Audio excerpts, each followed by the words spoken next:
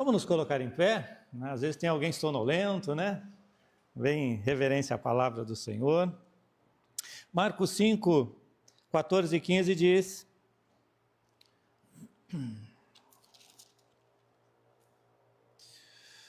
Os porqueiros fugiram e anunciaram na cidade e pelos campos. Então saiu o povo para ver o que sucedera. Indo ter com Jesus, viram o endemoniado, o que tivera a legião, assentado, vestido em perfeito juízo, e temeram. Oremos ao Senhor. Santo Deus e bendito Pai, nós continuamos, Senhor Deus, na Tua presença, ó Pai. Agora, diante da Tua palavra, ó Pai, lida aos nossos corações. Senhor, obrigado, Pai, pelo grande privilégio que o Senhor nos dá, Senhor Deus, de sermos chamados Teus filhos, de podermos, ó Pai, experimentar, Pai, tão grande salvação que o Senhor tem operado através do Seu Filho Jesus Cristo na cruz do Calvário por nós. Muito obrigado, Pai, por esse tema, Senhor Deus, que nasceu no coração do Senhor, missões. Obrigado, Pai, e que o Senhor nos ajude, Senhor Deus, a vivermos isto, proclamarmos isto, e a cada dia sermos instrumentos nas Tuas mãos. Muito obrigado. Fala, Pai, aos nossos corações, ó Pai, nesta manhã, nós oramos em nome de Jesus. Amém. A igreja pode sentar-se. Irmãos, esta é mais uma das fantásticas histórias da Bíblia, né? Onde nós vemos uma alma perdida nos seus pecados, né? Dominada por Satanás. E esta alma, então, ela vai ter uma experiência de libertação e salvação, né? Com o Senhor Jesus Cristo. Um homem possesso de espírito imundo. Ninguém conseguia lidar com este homem. Era preso por cadeias, por algemas, e ele despedaçava. Mateus, nós vemos que onde ele passava, as pessoas fugiam dele. Ele causava medo, ele causava temor. Irmãos, nós estamos numa cidade onde, quando nós buscamos fazer a obra de Deus, estas coisas aparecem. Quando nós buscamos fazer a obra de Deus aqui, nós temos esses contatos com o sobrenatural. Eu tive, já no primeiro ou segundo mês, quando nós chegamos aqui, uma pessoa chegou na igreja, né, quinta-feira, reunião de oração, pediu ajuda, alimentos, colocou outras necessidades. Nós chegamos na casa, morava vizinho da igreja na ocasião.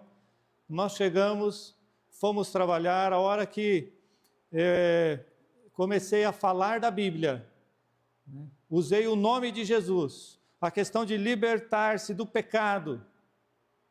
A senhora que estava na nossa frente, ela mudou o seu semblante. E ela estava conversando já naturalmente conosco, ela mudou o seu semblante e começou a falar e disse: quem é você? O que você está fazendo aqui? Eu não te chamei aqui.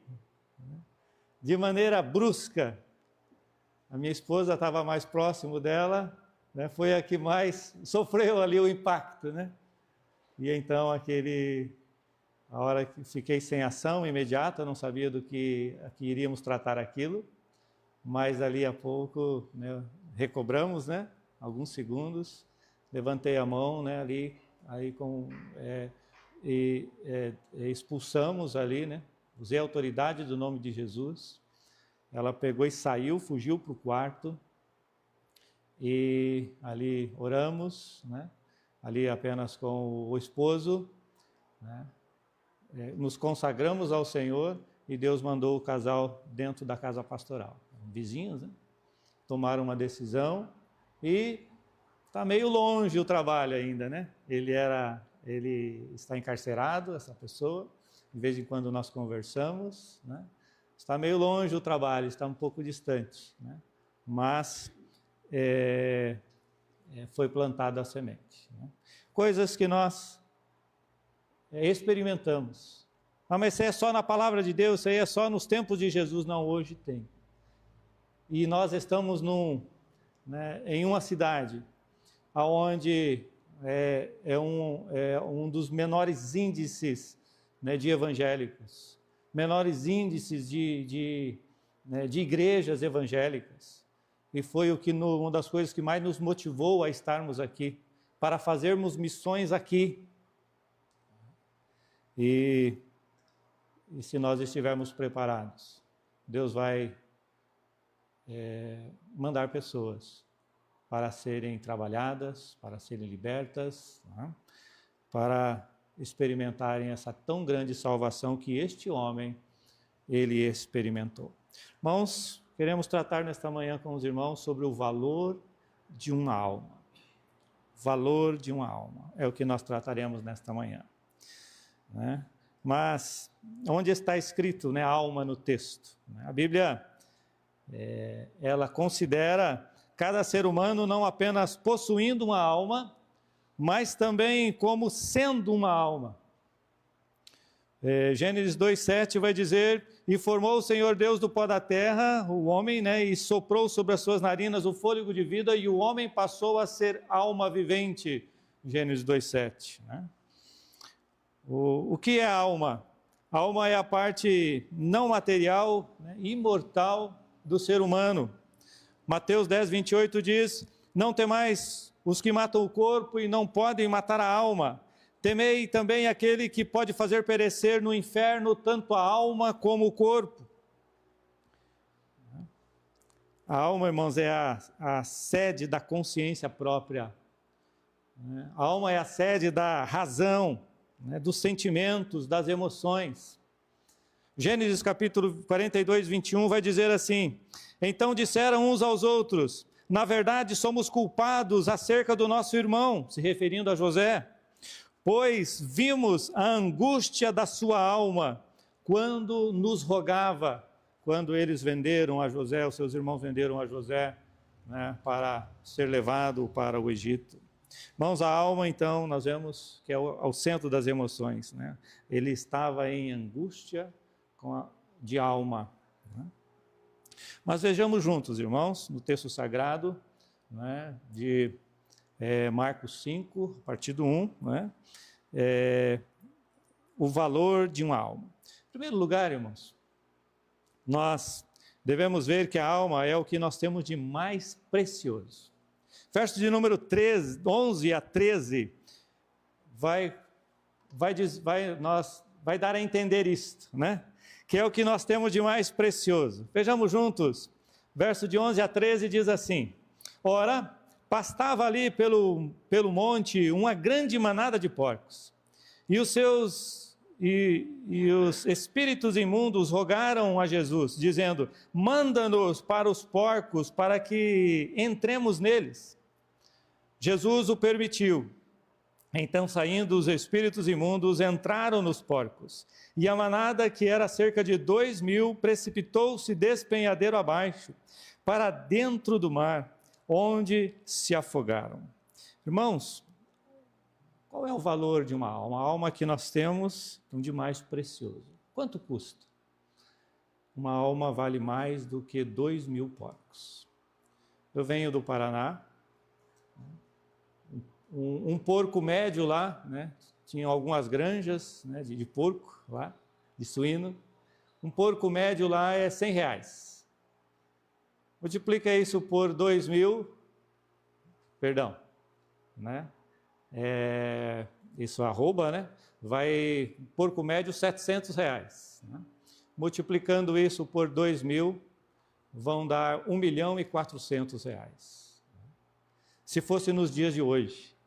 Mais ou menos aqui, esses porqueiros, esses donos, este fazendeiro, ele teve um prejuízo, se fosse hoje, de R$1.400,000. É o valor, podemos dizer, de uma alma? Não. Uma alma vale mais do que todos os porcos, né, do mundo. Mais que isso, Jesus disse que uma alma vale mais do que o mundo inteiro. Ele vai dizer em Mateus 16:26, ele vai dizer: Pois que aproveita o homem ganhar o mundo inteiro e perder a sua alma? Ou o que dará o homem em troca da sua alma? Nada ele pode dar, porque o que nós temos de mais precioso é a nossa alma. Nossa alma custou a vinda do Filho de Deus a esta terra. E o Verbo se fez carne, habitou entre nós e vimos a sua graça, habitou entre nós cheio de graça e de verdade, e vimos a sua glória, glória como do unigênito Filho do Pai. João capítulo 1, verso 14. Mais que isso, a nossa alma custou o mais precioso do universo, que foi a vida do seu próprio Filho, vindo e se entregando pelos nossos pecados. Paulo aos Coríntios, capítulo 15, verso 3 e 4, ele diz isso: antes de tudo vos entreguei o que também recebi, que Cristo morreu por nossos pecados, segundo as Escrituras, e foi sepultado e ressuscitou o terceiro dia, segundo as Escrituras. Irmãos, o sacrifício de Jesus foi para a salvação de toda a alma que nele crê. A alma é algo muito precioso, que nós devemos valorizar a nossa, e nós vamos ver que nós devemos, mais à frente ainda nessa palavra, que nós devemos valorizar todas as almas.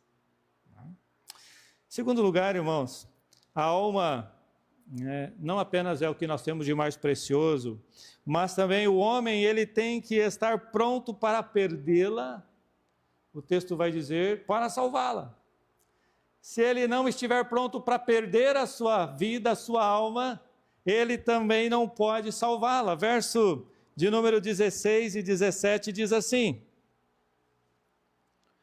os que haviam presenciado os fatos contaram-lhe o que acontecera ao endemoniado e acerca dos porcos, e entraram e rogaram-lhe que se retirasse do meio deles.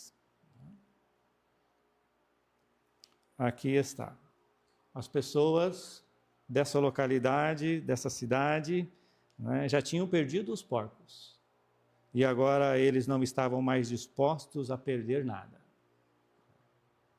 Eles não queriam mais ter nenhum prejuízo pela presença do nosso Senhor Jesus ali com eles.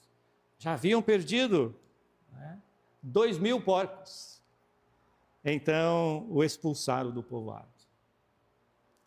Entendemos o que, irmãos? Estes, à semelhança do jovem rico, preferiram mais os bens do que a Cristo, e não a Cristo. Estes mandaram o Salvador embora, preferindo os demônios agindo entre eles, do que ver um homem liberto das trevas, salvo por Jesus Cristo. Preferiram os bens, preferiram o conforto, preferiram a estabilidade, do que olhar para aquela alma, ou pelas suas próprias almas que estavam perecendo. Eles rejeitaram o Salvador das suas almas. Jesus diz: quem achar a sua vida, perdê-la.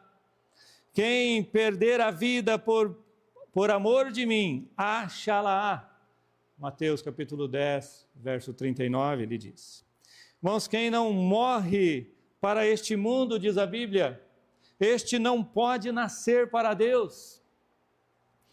O texto de João 12, 24 diz isto. Jesus diz: na verdade vos digo, que se o grão de trigo caindo na terra não morrer, fica ele só. Mas se morrer, dá muito fruto.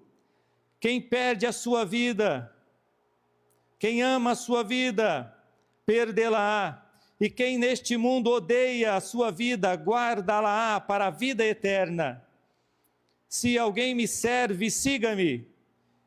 E onde eu estiver, ali estará também o meu servo. E se alguém me servir, o meu Pai o honrará. João capítulo 12, 24 a 26.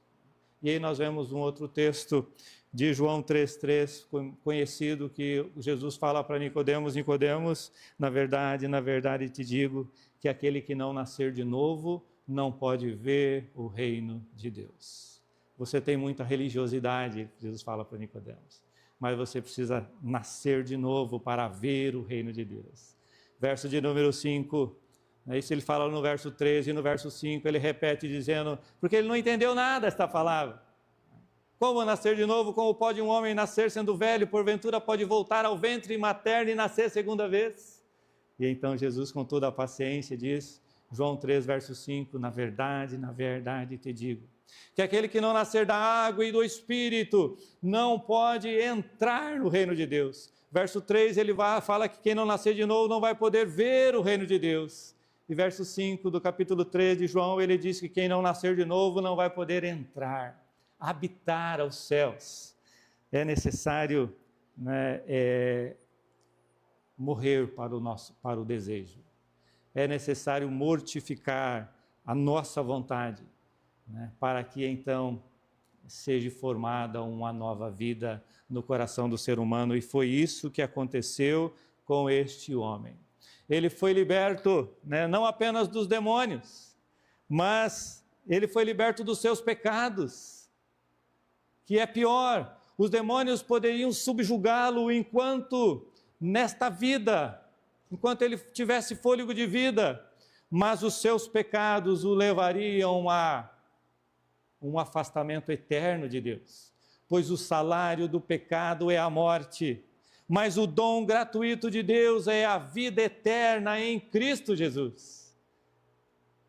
Muitos são libertos dos seus pecados, não sei se os irmãos sabem, mas nem todos, muitos são libertos dos demônios, das possessões, mas nem todos são libertos dos seus pecados. Nem todos se entregam ao Senhor Jesus Cristo.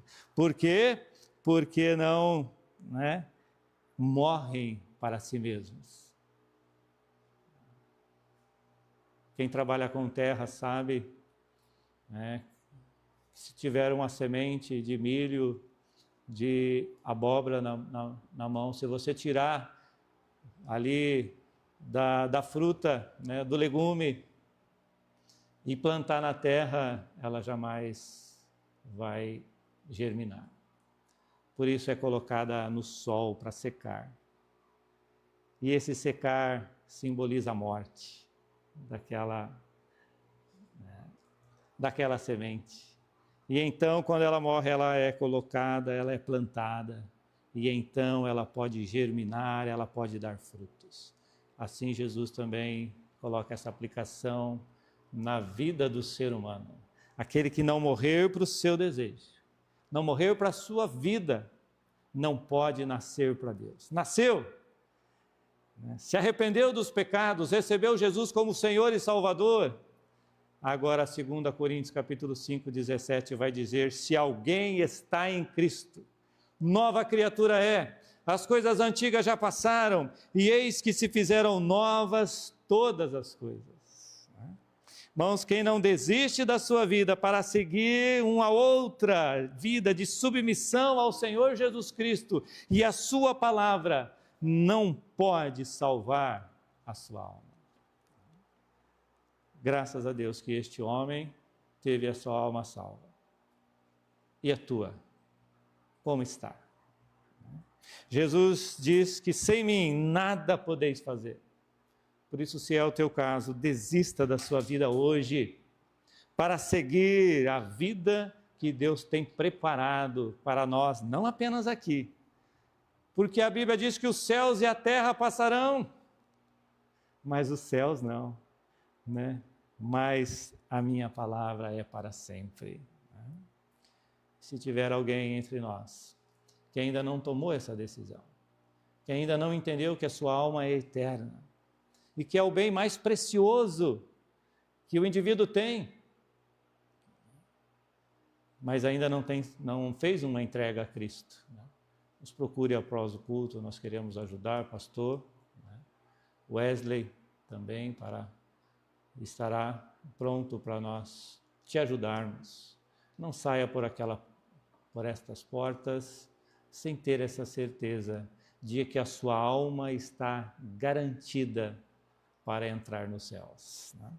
Mas, irmãos, aquele que tem salvo a sua alma, agora, em terceiro lugar, nós vamos ver no texto que este agora, a prova, uma das provas que ele realmente tem salvo a sua alma, é que ele valoriza a alma dos outros. Agora, ele é um missionário. O pregador, ele diz, do passado, Spurgeon vai dizer assim: todo cristão ou é um missionário ou é um impostor. Palavras dele. Então, agora este homem, antes possesso de espírito imundo, agora liberto dos demônios, agora salvo por Cristo, olha a prova, agora ele queria pregar esta tão grande salvação aos outros. Verso 18 a 20, diz assim: ao entrar Jesus no barco,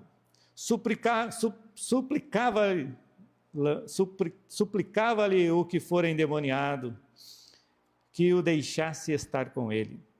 Jesus, porém, não lhe permitiu, mas ordenou-lhe: vai para a tua casa, para os teus, anuncia-lhes tudo o que o Senhor te fez e como teve compaixão de ti.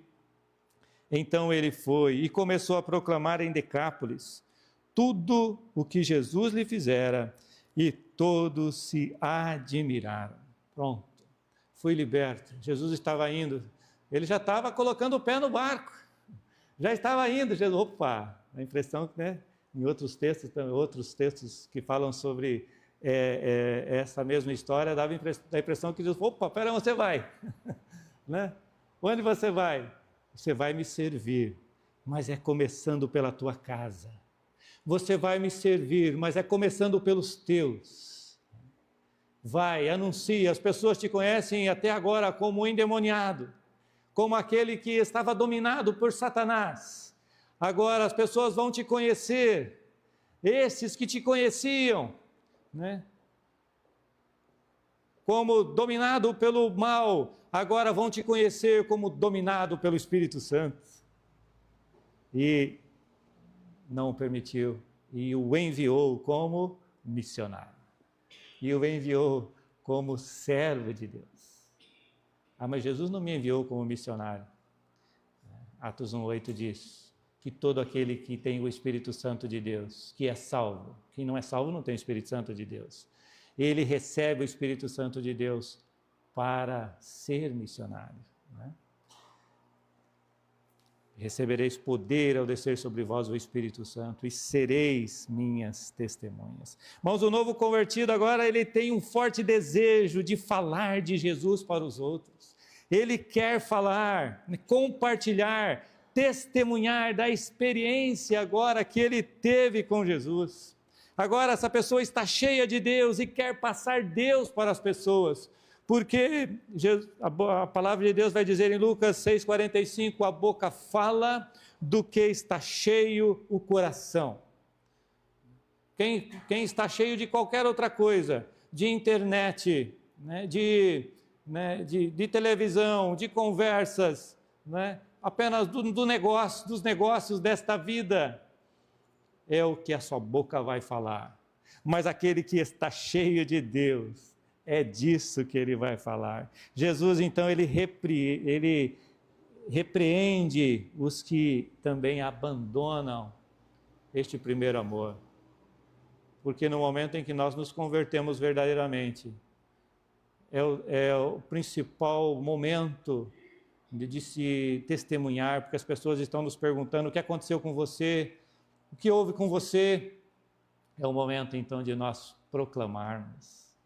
Só que o Senhor Jesus diz em Apocalipse para uma igreja, Apocalipse 2,4, ele fala: tenho, porém, contra ti, que abandonastes o teu primeiro amor. Porque tantos e tantos, muitos, abandonam este desejo, este fervor, de testemunhar do nosso Senhor Jesus Cristo, da tão grande salvação que tem atingido as nossas almas. Somos libertos, irmãos, por Jesus, com a finalidade de libertar outros do poder das trevas.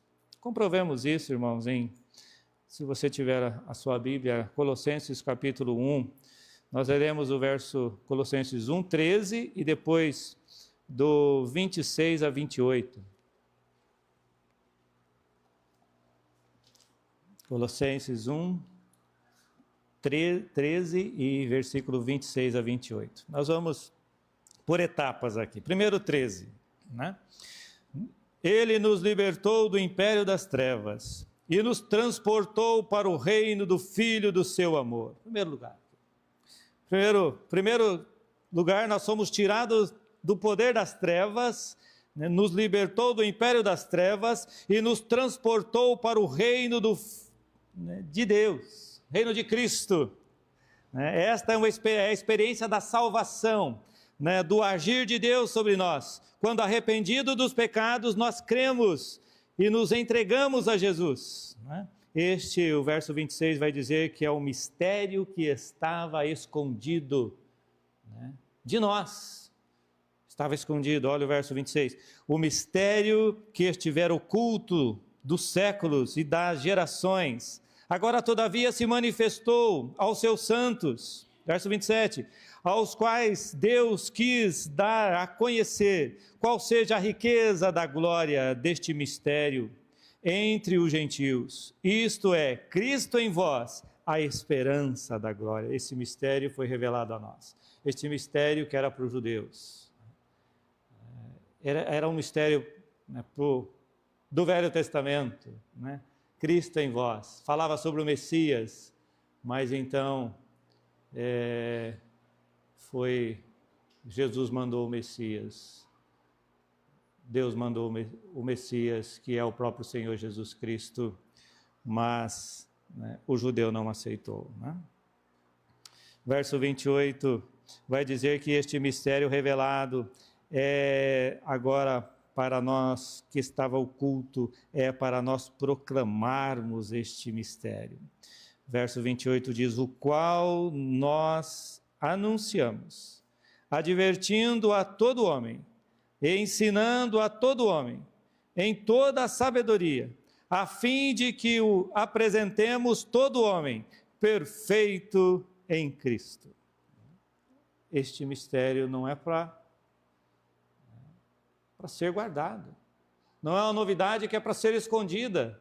Agora, né, que chegou até nós devemos advertir a todo homem, ensinando a todo homem, em toda a sabedoria, para com a finalidade de apresentarmos os homens diante de Deus.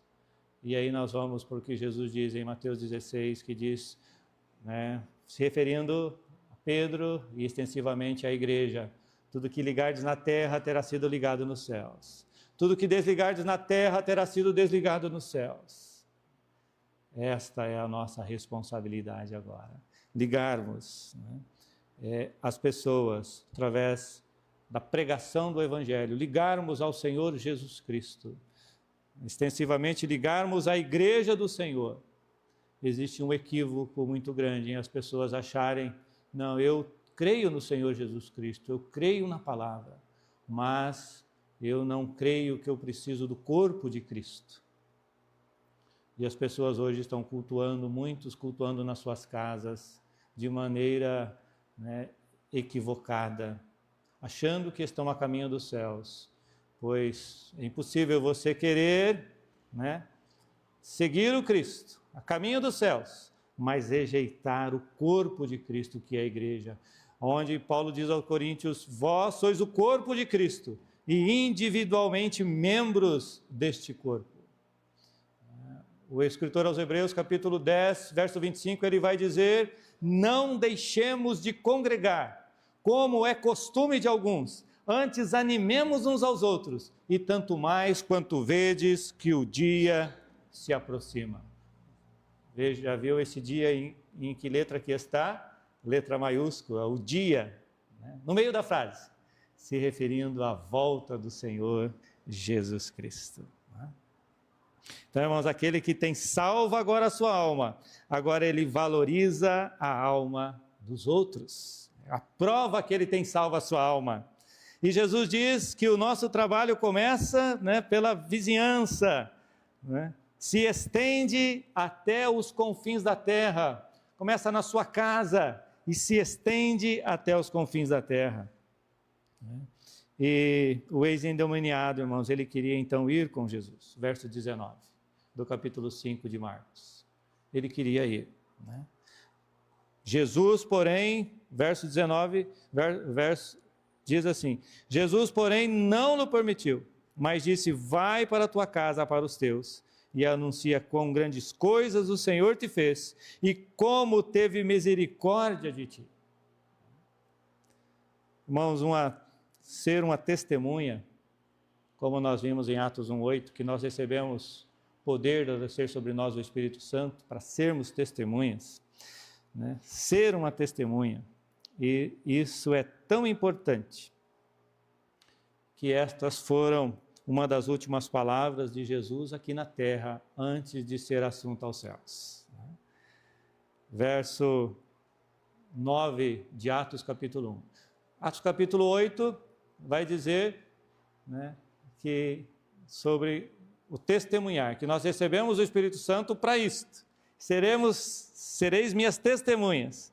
Aí o verso de número 9 diz assim, ditas estas palavras, foi Jesus elevado às alturas, à vista deles, e uma nuvem os encobriu dos seus olhos. Logo, que Jesus então, ele dá autoridade à igreja, que iria receber o Espírito Santo para ser testemunha. Ele deu esta ordem, e ele foi assunto aos céus. Irmãos, Jesus está dizendo que aqui, que aos seus discípulos, que iria ao céu, mas deixa a principal ordem: salve outras almas. Ele iria aos céus, mas ele deixa essa ordem: levem outros a me conhecerem. Você tem cumprido esta ordem? Pois aquele, irmãos, que tem salvo a sua alma, agora ele valoriza a alma alheia. Ele valoriza a alma dos outros. Whitefield disse: se não queres dar-me alma, retire a minha vida. Tamanha era a sede que ele tinha pelas almas. Mas, no Atos capítulo 1, verso 10 e 11, Jesus diz que ele voltará a este mundo. Nós vemos aqui através dos anjos, falando, e então ele verá se nós estamos cumprindo esta ordem ou não. Olha, Atos 1, capítulo 10 e 11. Estando eles com os olhos fitos no céu, enquanto Jesus subia, eis que 2 varões vestidos de branco se puseram ao lado deles e lhes disseram: varões galileus, por que estáis olhando para as alturas? Esse Jesus que dentre vós foi assunto ao céu, virá do modo como viste subir. Bom, Jesus, então ele subiu após esta ordem de ser testemunha, de conduzir outras almas a Cristo. E o texto termina dizendo que ele voltará para ver se nós cumprimos isso.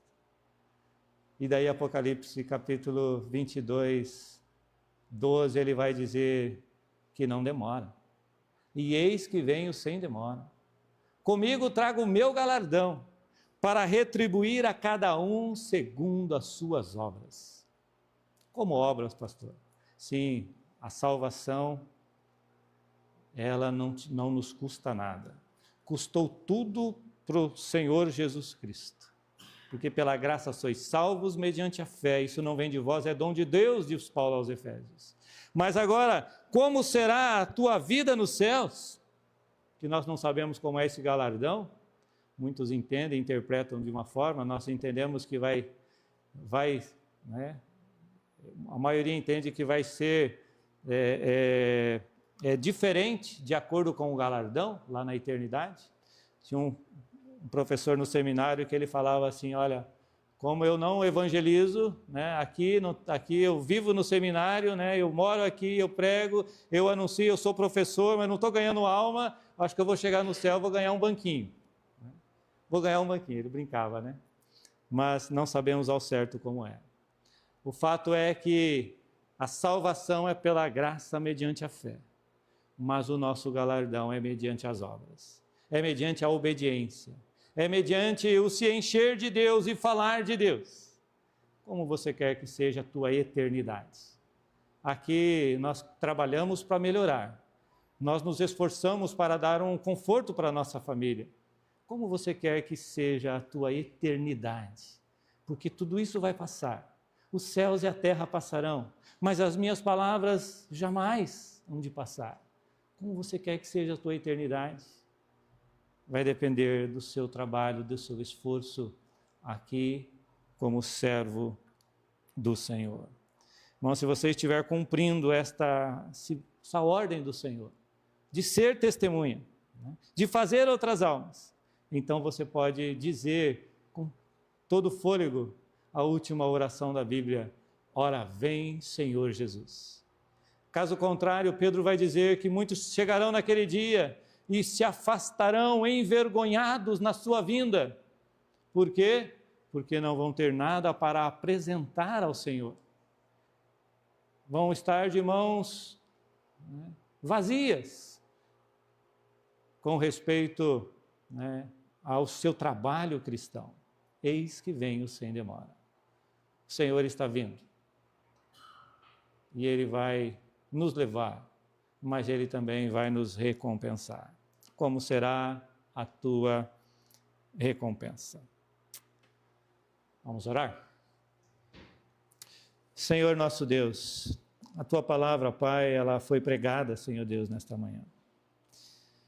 E nós entendemos, Senhor Deus, que o Senhor tem nos chamado com um objetivo. O Senhor tem nos salvado e o Senhor quer, ó Pai, que nós estejamos, Senhor Deus, na Tua presença, valorizando, Senhor Deus, as outras almas que custaram tão caro, Senhor Deus.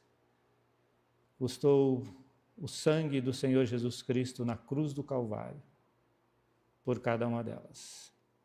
Obrigado, Pai, por tamanho amor. Ajuda-nos, queremos ser obedientes à Tua voz. Pai, se alguém entre nós, ó Pai, que ainda não sabe o destino da sua alma, não sabe, Senhor Deus, para onde vai, que nesta manhã, Senhor Deus, seja o dia da salvação, o momento da salvação. Pois que adianta o homem ganhar o mundo inteiro e perder a sua alma. Abençoa, Senhor Deus, que essas pessoas possam se manifestar e possam declarar que neste dia, nesta manhã, tem recebido essa tão grande salvação, operada a partir da cruz, lá no Calvário. Obrigado, Pai, pela vida do pastor Wesley, obrigado pela sua família, obrigado por esse privilégio, Pai, que o Senhor nos dá de estarmos nesta manhã, falando da Tua palavra. Obrigado, Pai, pela Tua igreja, Senhor Deus, reunida, fundamentada, Senhor Deus, nesta localidade de bairro Tristeza. Pedimos que o Senhor abençoe, Pai, estes queridos irmãos, que a cada dia eles possam estar na Tua presença, Senhor, e fazendo a Tua vontade. No nome do Senhor Jesus Cristo é que oramos. Amém.